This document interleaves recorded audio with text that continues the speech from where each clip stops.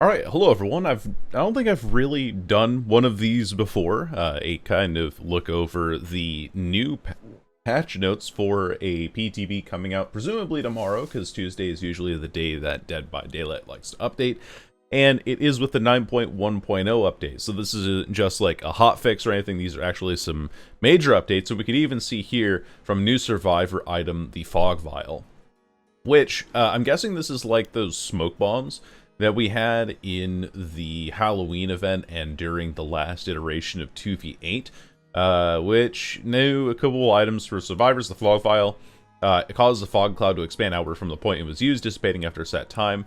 Scratch marks do spawn within a fog cloud. Audio is muffled. The auras of players cannot be read by other players. It has a cooldown which recharges over time when used. So as a cooldown, so you don't have like a limited number of charges like a flashbang. This actually sounds really powerful against some specific perks. Like if you know that the killer is running barbecue and chili, if you know that they're running friends till the end especially, and you're like, oh, this person's about to get hooked, let me throw fog vial on myself as the obsession to make sure that my aura can't get read. Also, scratch marks not spawning in the fog cloud, and aura or audio being muffle frame when in the fog cloud is also going to make tracking survivors around any tile really difficult. You throw this down in the middle of a TL tile, and you completely block off the line of sight for the killer, which is, needless to say, it does sound decently strong. I don't know. I can't really judge anything off of my first impressions necessarily. I think there are strong things to be said about it, but I still think that in terms of survivor items, you'll still want to be bringing medkits, because having that reset time is far more effective than trying to just throw a smoke bomb down, sometimes in chase, sometimes if you're trying to hide an aura. Like, the use cases for this feels a lot more situational overall, and I think that that is what makes it kind of cool. Added item rarities and add-ons, so probably some like add-ons that increase the duration of the cloud and things like that. Creating confusion, breaking line of sight. Yep, when activated, obscures the surroundings, allowed for limited visibility. Okay, yeah, I mean, pretty much what I've already covered here. An update to keys. Changed item charges to refer to individual uses of item rather than the overall time it can be used for. Okay. Adjusted the uses for this item to cover the following. Channel the key to consume one charge and reveal survivor auras for a limited time. When near a closed hatch, consume one charge to unlock it. Consume one charge to quickly unlock a chest and gain an item of rarity or higher. Once a chest has been unlocked with a key, it is revealed to nearby survivors can be rummaged in by one of the survivor to gain an additional item of rarity or higher, and adjusted the effects of individual item rarities and several add-ons. That, the change where you can actually have other people rummage through to gain an additional item of rarity or higher, so you're never getting like a brown medkit or a brown toolbox out of this. You're actually getting something out of it. And for you to be able also to quickly unlock a chest with the key, and you only consume one charge, you don't consume the whole key, right? If you have extra charges, you can then use that charge to open, or you can use the key to consume a charge and reveal survivor auras, in case you're not running something like Bond or Empathy. And you can consume one charge to open a hatch, so you don't have to worry, like, oh crap, my key's out of charges because I've been using the Blood Amber Prayer Beads combination to read the killer's aura the whole time, and I still have a charge with which to unlock the hatch. So it'll probably be a lot clearer looking, and I'm interested to see how they implement that into the UI, because everything up to this point has always been on like that time meter thing, and so for this to update to actually have proper, you know, one charge at a time instead, feels a lot more cohesive in a way. Like you're using the key to unlock, and then it eventually breaks if you run out of charges. This also makes me wonder what it has synergy with in terms of exaltation, moment of glory, appraisal, you know, all sorts of different chest interactive things. They really do want to make chests a good thing to use, and I think that using a charge to gain an item of rarity of rare or higher feels pretty good.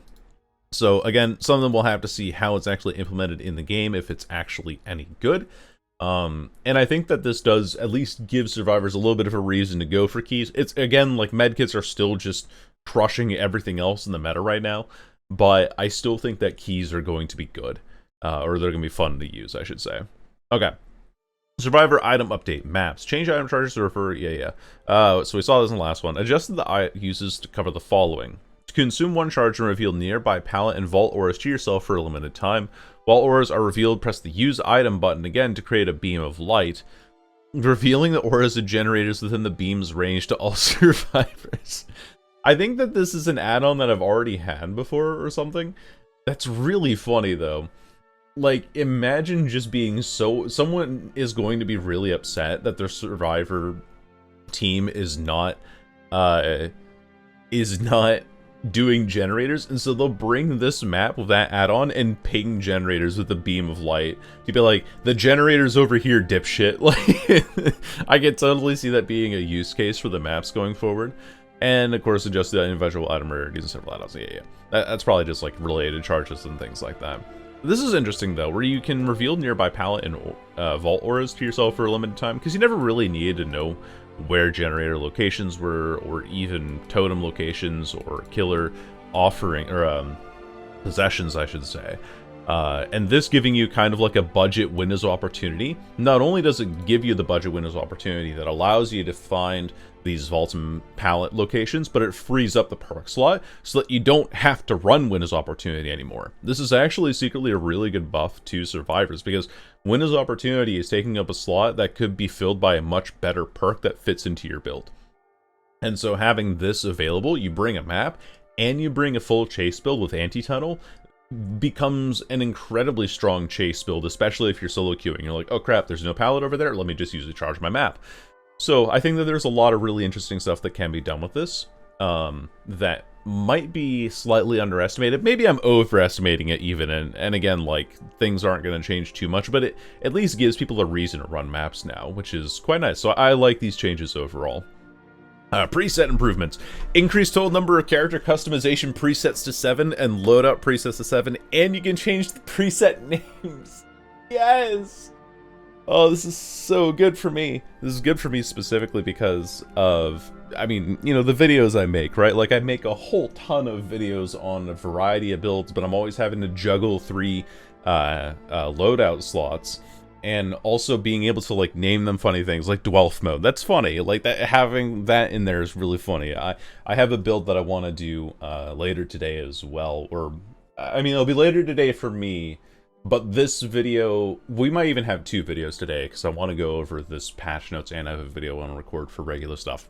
Anyway, having more loadout presets and being able to change the preset names to different things. This is just like a fun extra detail in here that I'm really happy with, but having up to 7 loadout presets is so good, so that in case somebody asks me, hey, what's a good stealth Deathslinger build? What's a good Deathslinger build that actually is just overall meta? What's a good Deathslinger build that you can do with just basic perks? What's your favorite, like, non-meta Deathslinger build? And I can then have all of those laid out, because I have 4 builds in my head that I can always think of that I want to play on Slinger, and I'm always jumping around. Anyway, I'm repeating myself a lot, let's just move on.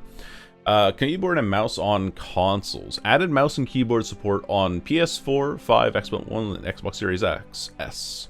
It's only playable on Steam, not available on the PTB. Right. That makes sense. But that's good. I think this is like, I know that in Rainbow Six, people are very vehemently against using mouse and keyboard because mouse and keyboard on console is an unfair advantage and is considered cheating by the developers. But in this game specifically, mouse and keyboard on console isn't really all that much of an advantage unless you're trying to play on console and you want to get better at Deathslinger, but Deathslinger just doesn't aim that well on your controller sticks. And so being able to have this alternate version of control available on keyboard and mouse is a really good accessibility issue, because I know that some people, it's inaccessible for them to use a controller. They have to use keyboard and mouse on console, and so actually having this as an accessibility option too for people who have these consoles who might not be able to hold a mouse and keyboard regularly is a great change. I know somebody who, I can't remember what the birth defect was specifically, but it's like the one where your wrists are locked in a position you can't really move your digits all that well, and so he used a like one of those trackball mice, the ones that had the top there, to be able to actually use his computer and stuff. And so, you know, having keyboard and mouse controller options for people like that as well on Dead by Daylight is a huge accessibility option, so I'm really happy about that. Custom match improvements. Added hotkey inputs to custom game spectating to switch to the killer's perspective. Okay.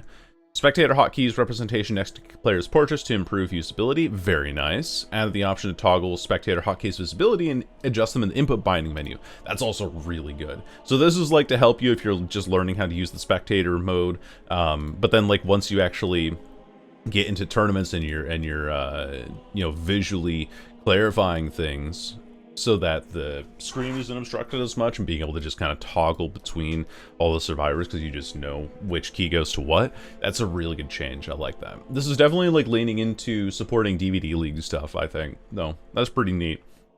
Added a visual indicator to show spectators who they are viewing. Very nice. And shows dead survivor icons if joining as a spectator after getting sacrificed. That was kind of like a weird thing where you would join after a game and it would look like there are only 2 survivors in the game. So I like that. It just kind of gives you more visual consistency as well. That's cool. Okay, killer updates. The Executioner. Increased punishment of the dam's range. Finally. Range add-ons have been added base kit because it's pretty much the only thing you ever run an Executioner, right? Unless you're running like Crimson Ceremony Book. And that was about it. You really didn't run a whole lot else with Executioner outside of range, so increasing the base range just feels so good. Increase the duration of Rites of Judgment's trail drawing and trail lifetime, so adding more of those add-ons base kit too. Decrease Rite of Judgment's movement speed. So is this the movement speed when you're holding down? I'm curious, because they say Rite of Judgment's movement speed, and not the Executioner's movement speed while using Rite of Judgment. So this makes me think that this has decreased the speed at which the projectile travels, which, I don't know, maybe I'm misinterpreting that. Maybe it's just like behavior wording things wrong, because it doesn't say decrease the Executioner's speed while using Rite of Judgment. It says Rite of Judgment's movement speed, but maybe I'm looking too heavily into it. Either way, I don't know what this means. If it means that Executioner is not at full speed while using his power, great. I think that his ability to just kind of what's the word, back rev survivors while using your M2 and then being able to just get like free hits that way, it actually makes you have to be kind of skilled at this killer to hit the shots. But if this decreases the projectile speed to compensate for the range, there's going to be so many Pyramid Head mains that are going to get messed up by that because of the muscle memory that they've incorporated into their systems already. Added haste and endurance effects to survivors saved from a cage. That's really nice. Decreases the ability to just like sprint across the map and knock the survivor out of the cage down immediately. I guess there still isn't like the hooked effect. It just gives them haste and endurance now. So they don't get, you know, their decisive strike, their dead hard, all this kind of like anti-tunneling stuff, but at least they get the kind of base stuff so that they have a little bit of, what am I trying to say? I'm trying to say that they have a little bit of grace, but it's not the right word. My brain's still waking up. My coffee's still hitting my system. Added input buffering too. Transition from Punishment of the Damned to Rites of Judgment. Begin caging or killing a survivor when the prompt is available. Reworked add-ons, let's go! Yes! Oh, he's needed add-on reworks for such a long time. I hope these are good. I hope these are fun to play. And these changes are just more than whatever kind of insufferable dog shit that this had been before. So I'm happy about these changes. Added input buffering to these things, though. So does that mean that you can M2 and then M1, and your character will release the M1 as soon as it's available to have that input buffering put in? And then when you begin caging or killing a survivor when the prompt is available, so that you don't get interrupted. It's like, I'm going over here and I'm caging, I'm mashing my power button. That's what I think that these two things say.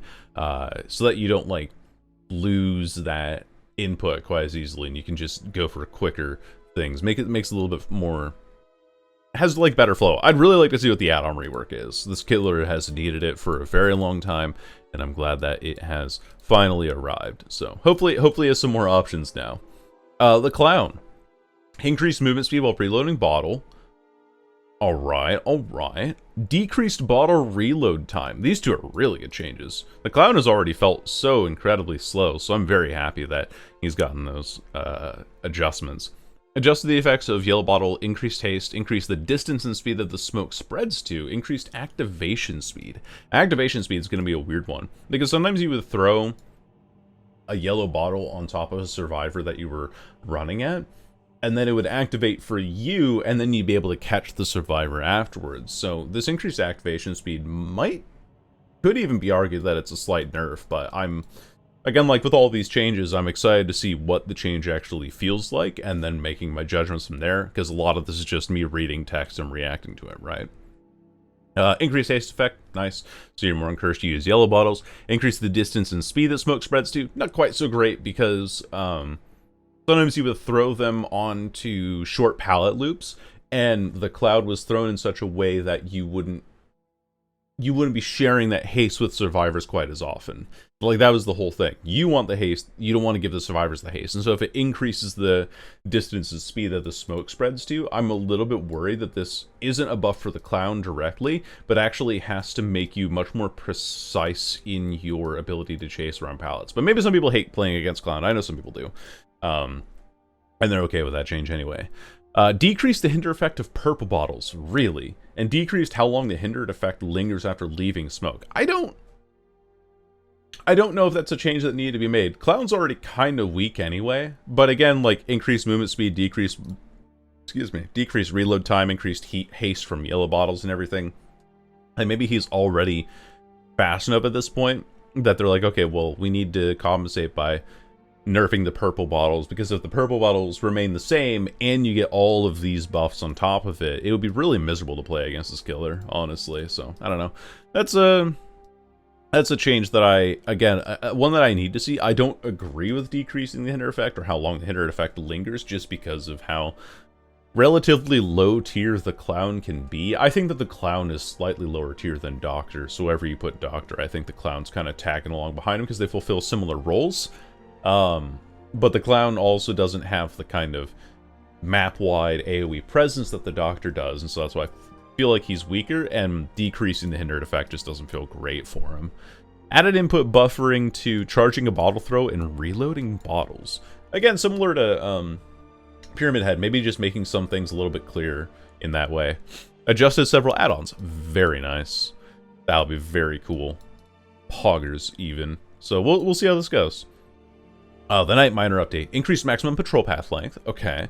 Increased path drawing speed, acceleration, and strafe speed. Carnifex's standard spawns slower, but the Assassin and Jailer's standards spawn quicker. Huh. So it's no longer at the halfway point. The standard being whenever the horn blows and you can touch the flag to make sure that the knight stops chasing you, or the guard stops chasing you, you get the haste and endurance effect. That's interesting for all these characters. I think Jailer might be reasonable, because Jailer was always really oppressive to play against. It's super boring to play against, too. That's why I never liked playing as or against the Knight. So, I don't know. And I think, like, this is cool. I think this is really important. Just some quality of life stuff overall for the Knight to actually be encouraged to use his power. These changes, again, another one that I gotta see. When I say that I gotta see this one, it's like, I don't want to overreact to it, right? I don't want to be saying, like, this is the worst change ever, this is gonna fucking gut this character, or I don't want to say, like, this is the best change ever, wow, oh my god, Knight OP, or whatever at this point. I want to make sure that I'm giving reasonable doubt to what is a patch note, what is a list of text on a public test build, so to speak. Added input buffering. They keep adding input buffering. And then adjusted call to arms add-on. I don't know what that one does, but I hate playing Knight, so I don't really particularly care. The pig update. Uh-oh. Void's gonna be happy. Void being one of my community members. Increased crouched movement speed. Okay. Increased speed of crouching and uncrouching. Increase the speed at which the tear radius fades when crouching. Increased ambush movement speed. Added input buffering to all these things and adjusted several add-ons. Yes, we know, we buffed Pig. Holy smokes, I'm actually so happy about this. When they updated Amanda to make it so that you could swing around the back of pallets with her extendo lunge, and then you threw on like workshop grease and last will, I really enjoyed playing this killer for her super extendo dash. That was very, very fun to play. But now being able to actually be encouraged to do that because the uncrouching speed is a lot faster and you increase crouch movement speed, so you don't have to use John's medical file anymore to really work with that. And increase the speed at which the terror radius fades when crouching is huge, especially in builds with Face the Darkness and all sorts of stuff. Like even though this is something that is meant to, work with her ambush dash kind of thing, I actually think that a lot of these changes also help her with her pig traps too, especially if you're doing like a Scream Pig build. So this just feels good overall in terms of pig, without making her overpowered, but it at least it's a good quality of life change to the point where she feels a little bit, or she seems like she would feel a little bit smoother to play.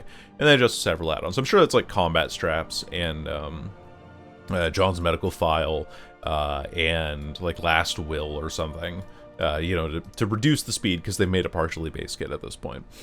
Survivor perks, minor update. Updated any means necessary. Wonder what they'll do with that. Updated appraisal, which we were talking about earlier with keys. Updated better together, which is that Nancy perk. Yeah, you never see this perk. Built to last. I don't know who has that perk. Deja vu has been like one of the most commonly picked perks. Excuse me.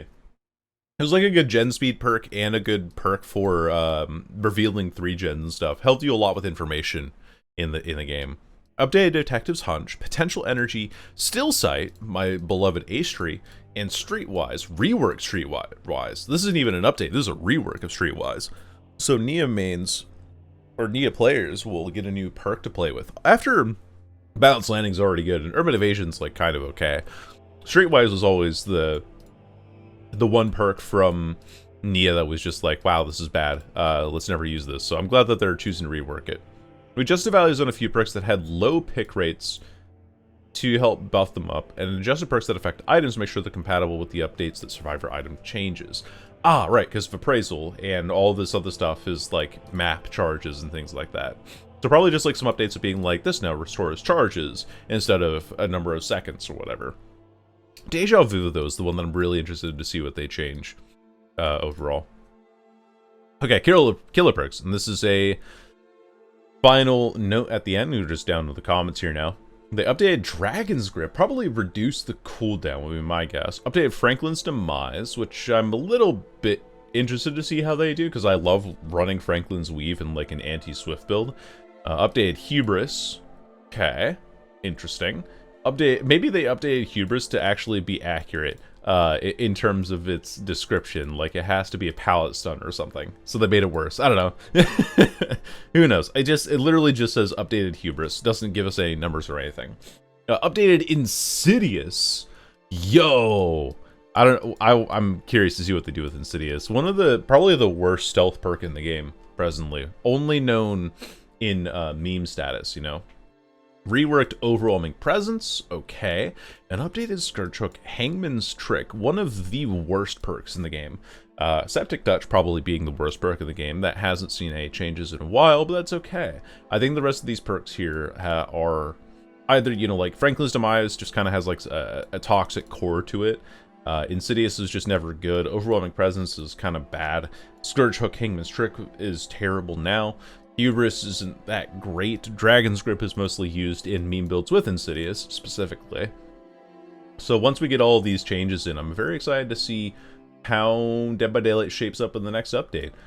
Looks like it'll be a lot of fun, a lot of new things to try out, and I hope you guys have a good rest of your day. And yeah, that's it. That's my patch breakdown. Thanks. Bye-bye.